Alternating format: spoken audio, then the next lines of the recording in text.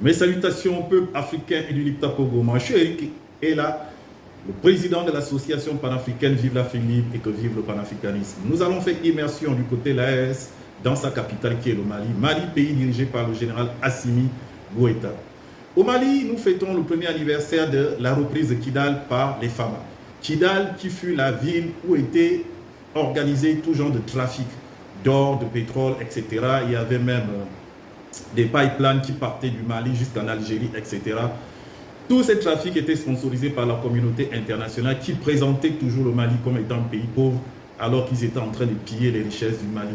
Kidal, où les femmes n'avaient pas accès, à chaque fois qu'ils commençaient à conquérir cette ville, il y a encore 14 ans, ils étaient freinés par l'armée française et on ne savait pas pourquoi. Il a fallu l'avènement du colonel Assimi Goïta avec les 4 autres colonels pour reconquérir cette région de Kidal qui est une région stratégique pour le Mali. Cet anniversaire a été heurté par le docteur Choguel Maïga qui est le premier ministre du Mali.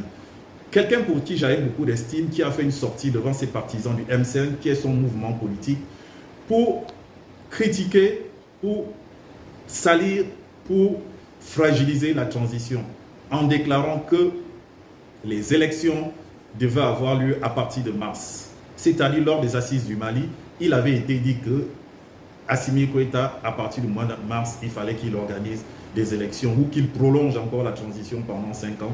Et qu'il dit qu'il a appris tout cela par la télévision et il ne comprend pas qu'en lui, en tant que Premier ministre, il ne soit pas au courant de tout ce qui se passe au Mali. Très mal, autant pour moi, mauvaise sortie de Choguel Maïga, qui est quelqu'un pour qui j'avais beaucoup d'estime, un politicien chevronné. Et là, nous comprenons que les ambitions politiques du docteur Choguel Maïga, Premier ministre du Mali, sont au-dessus du pays du Mali. Le Mali est en proie aux terroristes. Le Mali est un pays qui n'a pas encore retrouvé toute sa stabilité et d'ailleurs toute la fédération de l'AES. Il n'y a pas encore très longtemps, il y a eu une tentative de déstabilisation qui a tué plusieurs militaires maliens au niveau de Kinshasa.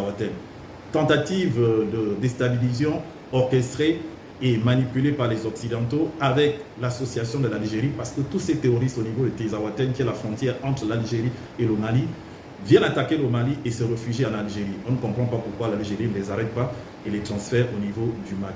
Donc très mauvaise sortie du docteur Choguel Maïga qui a voulu fragiliser à travers sa sortie la transition du Mali. Les différentes parties du Mali sont sorties.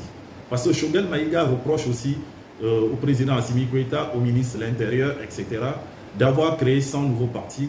En fait, il nous dit indirectement que les militaires sont en train de monter des partis de façon à pouvoir le battre lui aux élections présidentielles parce que là, il présente ses velléités d'être candidat à l'élection présidentielle. Donc ses ambitions personnelles sont au-dessus du Mali qui est en proie au terrorisme, à l'instabilité, à l'harcèlement des impérialistes et d'une communauté internationale qui ne souhaite qu'une chose, jouir des biens du Mali.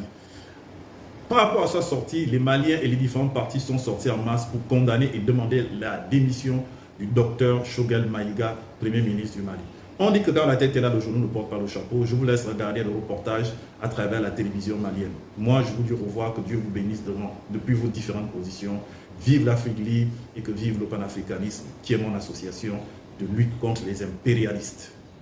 De l'esplanade à la grande salle du Centre international de conférence de Bamako, des milliers de personnes ont afflué pour répondre à l'appel du collectif pour la défense des militaires. Les organisateurs ont tablé sur la mobilisation, un pari qui semble réussi.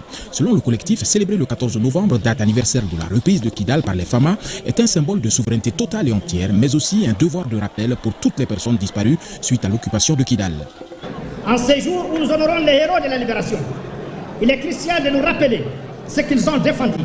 Non seulement la fin de l'occupation, mais aussi un idéal de liberté, de dignité nationale, et il est de notre devoir, à nous citoyens maliens, de préserver cet héritage. Non pas pour des calculs électoraux ou des querelles de partis, mais pour l'amour profond et sincère de notre pays, le Mali. Un amour du pays qui transcende les intérêts partisans et nous pousse à défendre les valeurs essentielles qui font la grandeur de notre nation, notamment la solidarité, la justice, la transparence et bien sûr le patriotisme. Au-delà du factuel et pour répondre à certains propos tenus par des membres d'une branche du M5-RFP concernant le rythme et l'allure dans la gestion de haut niveau de certains dossiers de la vie de la nation, le collectif n'y va pas de main morte. Il estime même que la répétition est parfois pédagogique. Monsieur Choguel Kokala Meiga, vous avez des comptes à rendre. Les peuples attendent des réponses claires et une position qui reflète la dignité d'un véritable serviteur de l'État.